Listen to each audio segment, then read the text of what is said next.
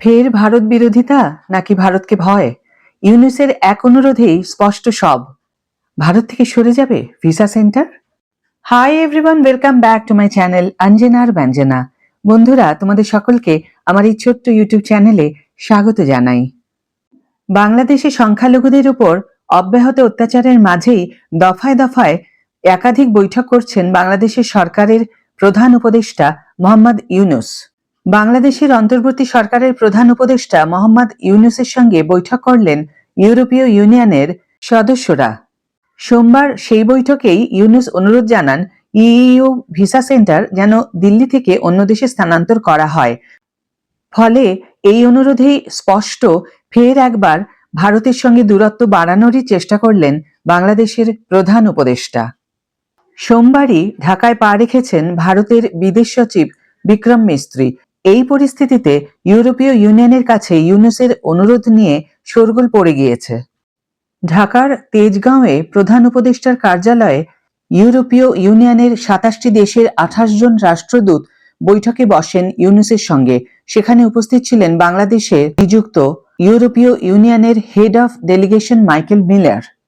ইউরোপের দেশগুলোর সঙ্গে বাংলাদেশের সম্পর্কের সার্বিক পর্যালোচনা, নতুন ও সম্ভাবনাময় ক্ষেত্র, বাণিজ্য, জলবায়ু পরিবর্তনের কারণে অস্তিত্ব সংকট মোকাবিলা, দ্রুত রোহিঙ্গা ইস্যু সমাধান সহ নানা বিষয়ে আলোচনা হয়। উঠে আসে ইইউ ভিসা সেন্টারের প্রসঙ্গ।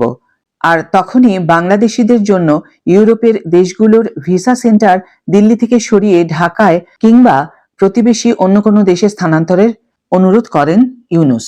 ওই বৈঠকে ইউনূস বলেন, ভারত বাংলাদেশিদের জন্য ভিসা সীমিত করায় অনেক শিক্ষার্থী দিল্লি গিয়ে ইউরোপের ভিসা নিতে পারছেন না। ফলে তাদের শিক্ষা জীবন নিয়ে অনিশ্চয়তা তৈরি হয়েছে। ইউরোপের বিশ্ববিদ্যালয়গুলো বাংলাদেশের শিক্ষার্থী পাচ্ছে না। ভিসা অফিস ঢাকা অথবা প্রতিবেশী কোনো দেশে সরিয়ে নিয়ে যাওয়া হলে বাংলাদেশ ও ইউরোপীয় ইউনিয়ন উভয়ই উপকৃত হবে। বৈঠকে উপস্থিত ছিলেন বাংলাদেশের বিদেশ মন্ত্রকের উপদেষ্টা তৌহিদ হোসেন। বৈঠকে ১৫ জন সদস্য তাঁদের মতামত তুলে ধরেন। আলোচনায় ছিল মানবাধিকার প্রসঙ্গ। বাংলাদেশে বর্তমানে সংখ্যালঘু অত্যাচারের প্রেক্ষিতে এই আলোচনা বেশ প্রাসঙ্গিকতা পায়। এছাড়াও international crime tribunal act, Rohingya সহ নানান ইস্যু এই আলোচনায় আসে।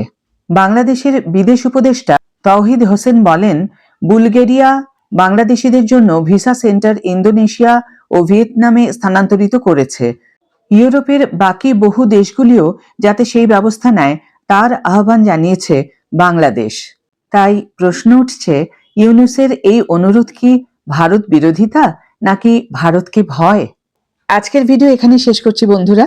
ভিডিও যদি ভালো লেগে থাকে তাহলে অবশ্যই একটা ছোট্ট করে লাইক দিও, শেয়ার করো বন্ধুদের সাথে, কমেন্ট করে জানিও তোমাদের মতামত। যারা এখন আমার চ্যানেলটিকে সাবস্ক্রাইব করোনি তারা অবশ্যই চ্যানেলটিকে সাবস্ক্রাইব করে আমার পাশে থেকো।